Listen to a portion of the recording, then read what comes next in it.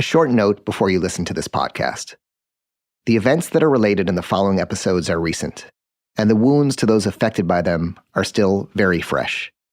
I would ask as you listen and discuss this to be mindful of those involved, especially before you know the full story as it unfolds over the course of these 12 episodes.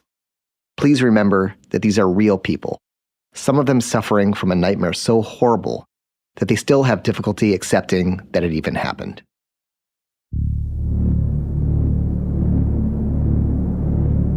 Not recording anymore. You've beat me. Get out of my truck. You have beat me up. Get out of my truck. You have beat me up. You've taken my Rolex. You took my Rolex. You took my Rolex. You beat me up. Everything hurts. Just get out of my truck.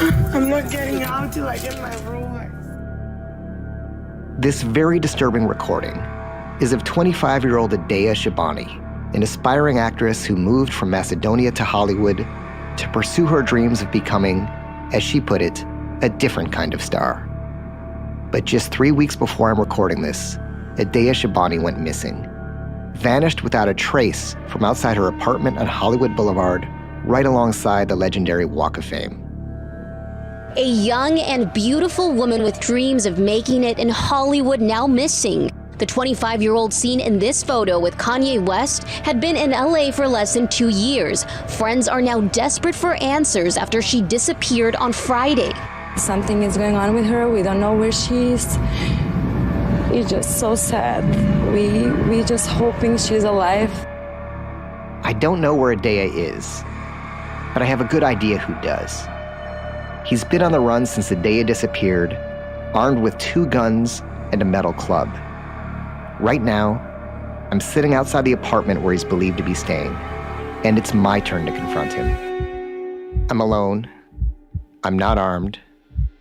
I've never been in a fight in my life, and I'm regretting this.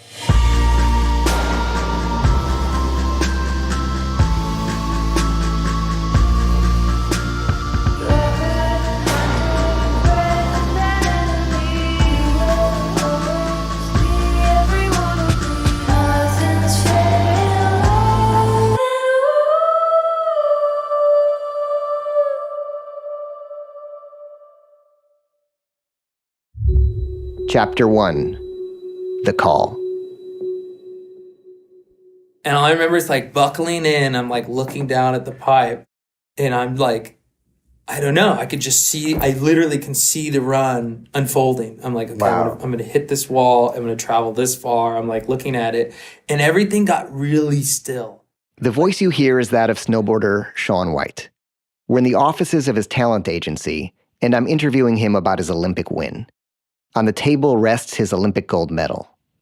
At this exact moment, just 5 miles away on Hollywood Boulevard, Adea Shabani is disappearing, possibly even worse. And here I am, freaking out over a tiny piece of metal. So this landed perfect, and I'm like, this is it. You can do this. And I just gave it a little more oomph than normal. And then I'm riding away like, holy fuck. I'm going to win the Olympics. It's over. But this is my job. Rolling Stone assigns me to do things like ride motorcycles with Tom Cruise, or go to rocket factories with Elon Musk, or shop for Pampers with Snoop Dogg. And then I write about what it's like hanging out with them. But what I don't do is investigating crime and hard news and missing people. At least I didn't. Not until I received this call. So I wanted to ask you a question about this other case that I'm working. Yeah. So I don't know, you might have seen it in the news. I don't know, but it's another missing persons case. Her name's Adea Shabani. She's a girl from Macedonia. She's been here for about 18 months, hired by her family. She lives in Hollywood. Anyway, she was last seen on Friday. Which this Friday or the Friday like the week before? No, this Friday. Okay. Yeah. Wow. That's Jaden Brandt. I'm not sure how to best introduce Jaden because our relationship is a little odd. About a year earlier, a 20-year-old student went missing in my neighborhood in Malibu, California. And as a community member, I volunteered to help find her. Jaden, a former police detective who's now a highly in-demand private investigator, was working with the family of that missing student in Malibu. And I guess as a new father, I felt the need to help the missing woman's family, and also just make sure our community was safe. So I began reaching out to Jaden, probably initially as a pest. But eventually, he began calling me for advice. So this call was another one of those conversations. It just happened to be about a new case. Basically, at this point, we have no leads, no suspects. We do know that she was last seen on some video surveillance in Hollywood, kind of right near her apartment around 11 a.m. She had last communication with friends at around 2:30. We know her apartment door was left unlocked. The real odd thing is that there appears to be some usage on her computer that night, but no phone activity, no communication with anybody. But as Jaden spoke, I looked through Adea's social media. It is, in a word, glamorous. There are professional modeling shots, exotic European beach vacations, and pictures on the red carpet at premieres and events. In short, it looks like a Hollywood dream. And many of the inspirational quotes underneath the images are also about dreams, such as this one from Michael Gambon. Dreamy kids become actors, don't they? I don't know. We're trying to get some press going on it. I don't know if it's, something you're interested in, maybe write a story for Rolling Stone, or, it's one of those compelling cases. She's young, she's this beautiful, aspiring actress. I think it could be a good case. Obviously, we're hoping to find her, but I don't know. What are your thoughts? I told him I'd think about it and to keep me in the loop.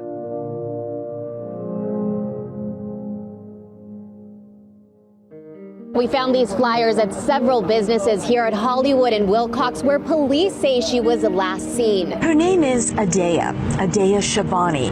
Beautiful inside and out, say her close friends, who also say they're worried sick over the 25-year-old. She's been missing since the morning of February the 23rd. That's when she went to the Rise and Grind coffee shop and vanished. There's absolutely no evidence that she is a voluntary missing, that she's a runaway. Jaden Brandt is the private investigator hired by the Shabani family to try and find Adea. The 25-year-old's mother flew into town from the Republic of Macedonia a couple of days ago. Now, there's nothing yet to indicate foul play, but friends suspect that Adea Shabani is being held against her will.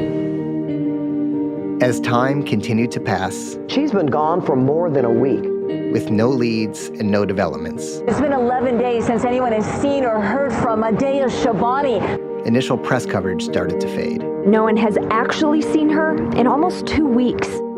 The police had very strangely asked the family not to do any interviews, so they'd spoken to no one, and frustration was mounting. It's just another case. And the media has died down. Yeah. See, that's the other thing. If the media comes back, it puts pressure on the police, because they were much more active, engaging, doing shit when it was all over the nightly news. As Jaden went on describing the family's plight, I wondered to myself why I hadn't gotten involved yet. I felt like one of those people who sees a car crash and just rubbernecks and holds up the traffic. Maybe there was something I could do to help. Maybe, unlike the Malibu disappearance, if I really started reporting on this for an article or a piece or a podcast, I could make a difference for this family. Little did I know that this small conversation would soon turn into a serious commitment that would put me and my family at risk. In fact, I've recently been told that if I release this podcast, quote, bad things are going to happen to me, in the sense of a threat on my life or my safety or that of my family. I've decided, obviously, to go ahead and release this. I wish I could give you a good reason as to why I've made that decision, but I've discussed it with my family, and I suppose it's that if someone is threatening your life to stop you from doing something, it's a good sign that you're pretty close to the truth.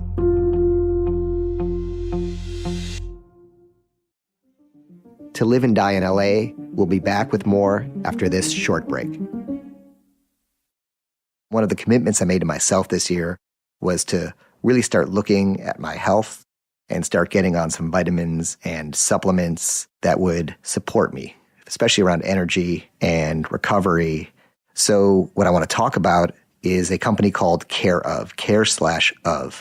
At their website, which is takecareof.com, there's a quiz there. So it's not a quickie quiz. I'm just going to prepare you for it. Maybe it's 5 minutes of a quiz. And the point is, if you're talking about your health, you really don't want a quickie quiz because it's going to give you some generic garbage. The great thing about this quiz is it really is personalized. It asks a lot of very specific questions. At the end, it makes some very specific recommendations for you, for your current health regime, as well as your health goals. From doing it myself, I found out that I need to take rhodiola, which I've never taken before. I'm actually going to start trying and experimenting with. The other great thing is the cocktail of different supplements and vitamins you take. They put it together for you, and they will deliver it to you in a subscription box. If you want to get your sort of health regime dialed in, and this is a goal for you, go take the online quiz at the website no matter what. It's not going to hurt to get that information. And then if you want to, and you want to sign up, go to takecareof.com. And besides taking that quiz, you can get 50% off your first month of personalized Care of vitamins if you enter the promo code LA50. So enter LA50 at takecareof.com and get 50% off your first month of personalized Care of vitamins.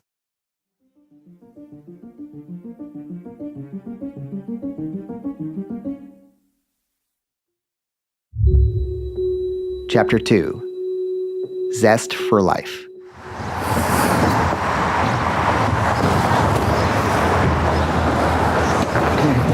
This is Neil. Hi, I'm Neil. Hey, nice to meet you. And this is Alex, who works with me. Yeah, thanks for taking the time. You want me to get you some coffee? I can get you something. I'm at the Rise and Grind coffee shop on Hollywood Boulevard.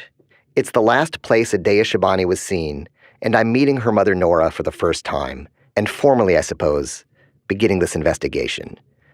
Just one day has passed since I told Jaden I'd get involved, and he's trying to get me caught up to speed as quickly as possible, which means speaking directly with Adea's family and friends. Thanks for coming. Yeah. So we'll do it here or in the apartment? I think what we'll do is we'll just go up to the apartment, but definitely not here because it's too loud. Yes, it's too loud. Yeah. Together, we walk back to Adea's apartment to speak. I'm nervous because I don't know what to say to someone who's in Nora's position, with so much fear and sadness and uncertainty about her child.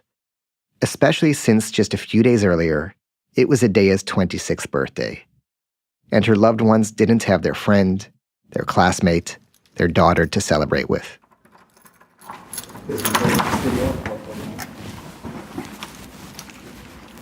Thanks. We bought her flowers because it was her birthday on Friday. Oh, it's her birthday on Friday. Yeah, and also when we came into the apartment, there were flowers because she always buys herself. Right, yeah. And they bought them together with Emma, but I don't know which day, Thursday or Wednesday. We sit down at a small breakfast table, and Adea's mother begins the first interview she's ever done about her daughter. This is you've been staying at Adea's apartment. Now, yes, and it's difficult, really difficult. I'm not from here, so it feels kind of weird. I'm going through her stuff. I'm staying in her room, feeling her energy, feeling her smells every day, but she's not around. And she wanted me to come here desperately. She invited me so many times. And now, I'm here and she's not around. It's such a difficult situation. For me, it's a nightmare. She probably wants you here, not somewhere else anyway, to be close. We are very, very connected. Very. I know she somehow knows that I'm here. I'm convinced that I'm the only person she wants to see now.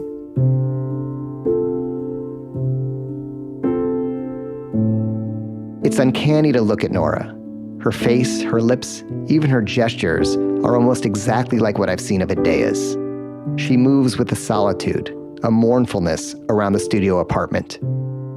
Occasionally, she goes to the window to smoke a cigarette, and she looks forlornly over the dirty and desperate streets of Hollywood. It's warm inside, but Nora's wearing a sweater and a jacket that she doesn't take off. There's a poster of Leonardo DiCaprio in Wolf of Wall Street on the wall. There's several photos of Justin Bieber scattered around the bed. And Nora takes special care to show me the positive, inspirational slogans that are emblazoned on everything from photo frames to paperweights on Adea's desk. But most notable is a whiteboard above the bed on which Adea has written phrases like, "The source of all creation is my role model."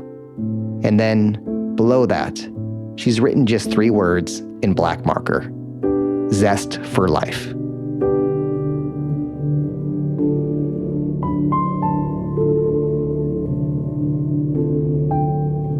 So this is Adea. From very early on, she had this passion for being on the stage, for expressing herself, for reaching out beyond her small community, beyond borders. I mean, if you look at her diaries, recently we were moving and we found her diary from a very young age. She was drawing, she was writing like, "I want to be a star, I want to be," Even this picture here that she bought from Marilyn Monroe when I came. I am born to be a star. I'm born to be a star. And Yeah, I noticed on Instagram too, there was a picture of her next to like an artwork where it said something like, be a star in a different way. Or I'm gonna be a different star. Outside Adea's apartment is the legendary Hollywood Walk of Fame, the famous landmark with the names of A-list celebrities pressed into the coral pink stars on the sidewalk. This, of course, was a place where Adea wanted her name to be one day. She was feeling so great. She was basically walking on the streets and she would put the camera on and, "I feel so great, Mama, I want you to come here. We have to make sure that you transfer and you work in the US so that we are close together because this is where I found happiness." She really found herself. And then suddenly, just after Adea booked her first role in a Macedonian animated film, she disappeared. Adea's mom and I speak about Adea's childhood in Macedonia, her education at the American University in Paris, and her job at a jewelry store in Dubai, where she decided that regular 9-to-5 work was not the life she wanted. I asked Nora what her theories are on Adea's disappearance, and she suggests that I speak to the last person known to have seen Adea, her friend Emma. Every day is passing by, you're losing hope, but I'm really hoping she's still alive. It's too bad to she's only 25, so her life is in front of her. It's only the beginning. Emma is tall and thin, with a strong jaw, a chiseled face, and long jet black hair. She's wearing bracelets, which you may hear jingling during the interview, along with music leaking through the paper-thin walls of this Hollywood apartment complex. This is a building designed specifically for Hollywood hopefuls. In the lobby, there's a picture of the Hollywood sign, and nearby, there are large neon letters that read, "You've arrived." A message to all those who drive and fly into the city of dreams from small towns around the world. Emma recalls the exact moment she knew something was wrong. How I found out that Adea is missing was this guy, Listian, who is a common friend of me and Adea. So I called her, the phone was off.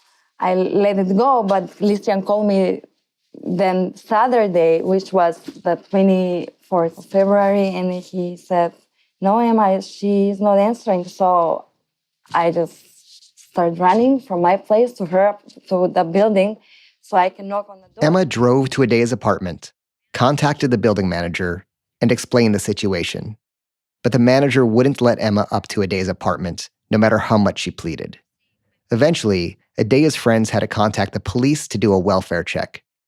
And not only was Adea not there, but the door was left unlocked, which they found very suspicious and very unlike Adea. And then we contacted the mom. The mom said, "Go to the police and report that she's missing." Adea's friend Angel continues the story. Angel runs a company called the Hookah Guys, and what they do is they set up mobile hookah lounges at clubs. And Adea, along with Emma, were working as basically volunteer hostesses at his hookah nights. So we go in on Monday. We spoke to the detectives. They seemed to take whatever information that they had or whatever, and it didn't seem like they were about to do anything. So we went out. As a matter of fact, they called us and they called Lizjan, the person who filed the report, and said that you shouldn't go down to the police station because you guys are just, you're there for nothing. You know, don't come down to the police station. Our officers have other things to do. It's hard to believe that you can have a friend go missing under suspicious circumstances with their door literally left unlocked, and the police would tell you that they have better things to do than go search for your friend. I was shocked to hear this from Angel and asked him how this could be possible. But they're not looking, and I think I had that conversation with one of the detectives when he said, well, you know, we want to find her. You know, do you not trust that we want to find her? And I said, no, I don't trust that you want to find her. I trust that you want to build a case. Right. That's more important than whether she's alive or you know, possibly dead. All these interviews have taken place in Adea's apartment. As we leave, I tell Jaden that it seems like her friends are holding back with me a little bit. Like they know something more than they're comfortable sharing right now. There are a lot of clarifications. Yeah, so that all the information's accurate. Got it. It's all sort of best of their knowledge. Got it. Okay, that's it. He tells me there's another person I should talk to. An ex-boyfriend of Adea's who probably has more information on her than anyone else. This is because, for some reason, her cell phone bill is in his name. And in addition, his name is on the lease to her apartment, although he never actually lived there. And this guy has a lot of the facts I've been looking for. He's an odd, fast-talking, and very intense European who's asked to remain anonymous for reasons that will soon become clear. So for the purposes of this podcast, we'll call him Ivan. I've recreated Ivan's side of the conversation here.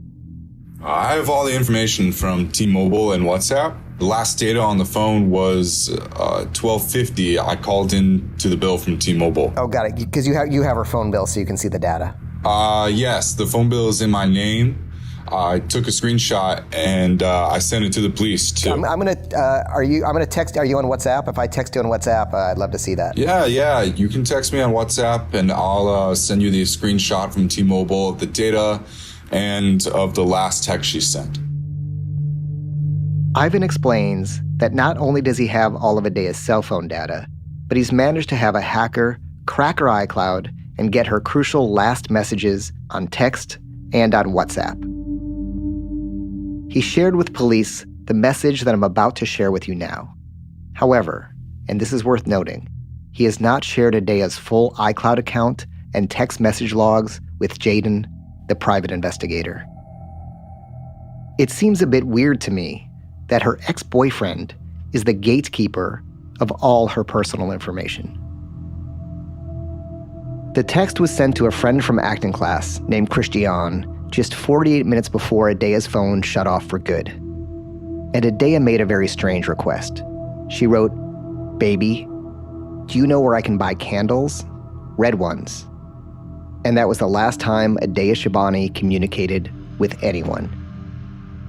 It remains unclear just why she was asking for red candles minutes before she disappeared, and whether that's an innocent question or a significant clue. Yeah, so we're in Adea's apartment right now, and we're leaving. And hey, thank you, Adea, for sharing your family and your friends with us, and hopefully we can find you or be of good or of service. You got everything? You have the key?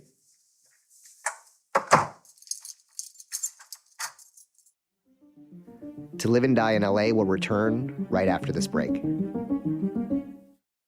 So I want to talk about one of our sponsors, and I'm going to encourage you to listen to this because it's something that I got myself while reporting all this separate from the podcast, not even knowing they would become a sponsor. And I think it's important for everyone to have. And when I got my first death threat, and I hope to never use that sentence again, the first thing I did was look at how I can set up home security and set up a perimeter around my home so I know who's coming in and out, and not just that I know, that other people know. And I went to the sort of leader in that, which is ring.com, and pretty quickly got in the mail a floodlight cameras, doorbell cameras. I put one in the front, I put one in the back, so that basically nobody could get near or enter my house without being caught on camera with video and with audio. So what that allowed me to do is actually feel a little bit safer, knowing that myself or someone is going to know who's in the house, getting to the house, or lurking around the house. I highly, highly recommend it. You won't have questions when something goes missing. When something odd happens, you're going to know who was there. I just can't stress enough that your home is supposed to be your safe place, and you need to be monitoring what is happening around it, especially in this world today. So, as a listener to this podcast, you have a special offer on a Ring starter kit available right now. It has a video doorbell and a motion-activated floodlight cam. The starter kit has everything you need to start building a ring of security around your home. Just go to ring.com/lost. That's ring.com/lost to get a steep discount on your Ring starter kit.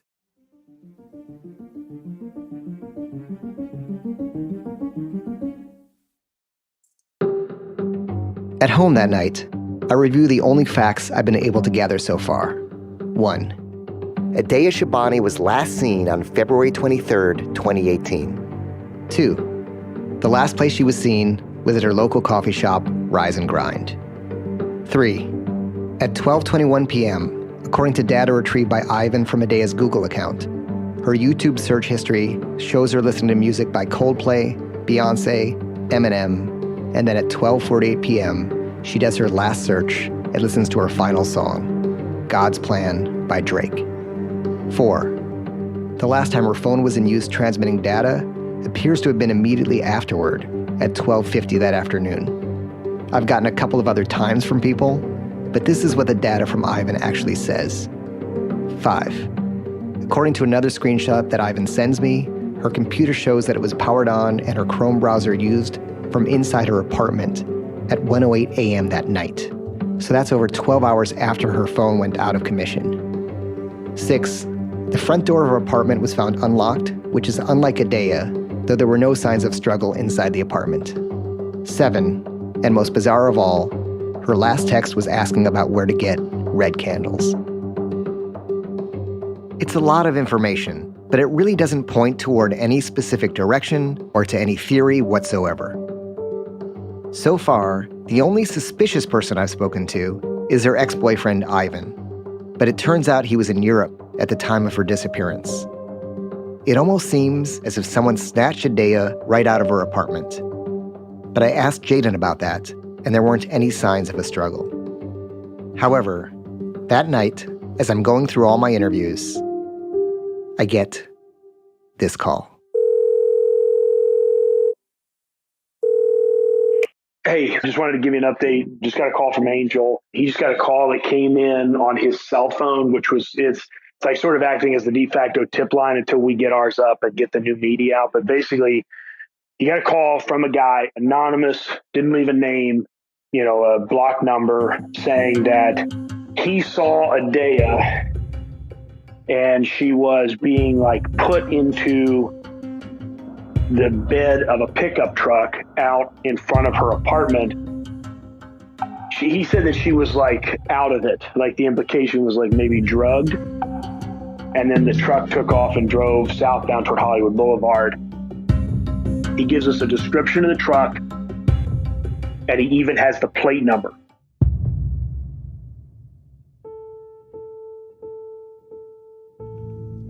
Coming up on season 1 of To Live and Die in LA.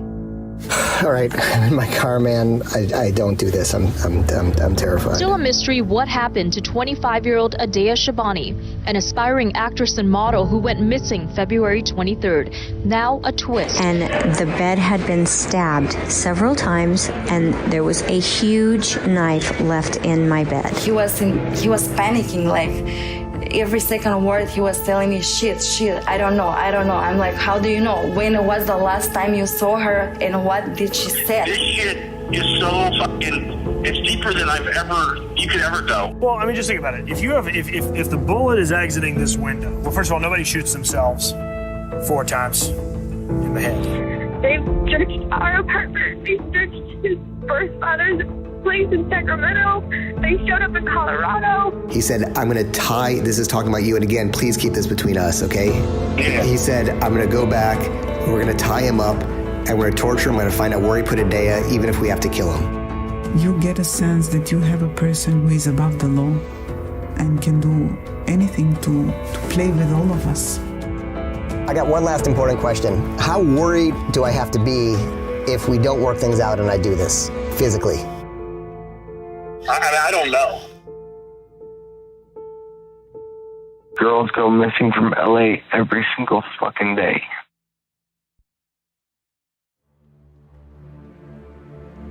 To Live and Die in LA has been a production of Tenderfoot TV and me, Neil Strauss, in conjunction with Cadence 13. The executive producers of this podcast are myself, Donald Albright, and Payne Lindsay, along with producers Alex Vespestead and Mike Rooney. Because this is an open case, anything you know about Adea Shabani or anyone mentioned in this podcast, we want to know. Please email us at livedila@tenderfoot.tv or call us at 213-204-2073. The music and score that you've heard in this podcast is by Makeup and Vanity Set. Our theme song is Love and War by Flurry, and our show art and design are by Trevor Eiler. You can follow us on social media at LiveDieLAPod, or you can find our website with bonus content at livedila.com. I want to extend a special thanks to Brian Fishback, to Rich Berner, Kevin Richter, Station 16, Oren Rosenbaum at UTA, Eric Lynn at Shangri-La, and the Nord Group. It helps a lot when you subscribe, rate, and review the podcasts that you enjoy and listen to.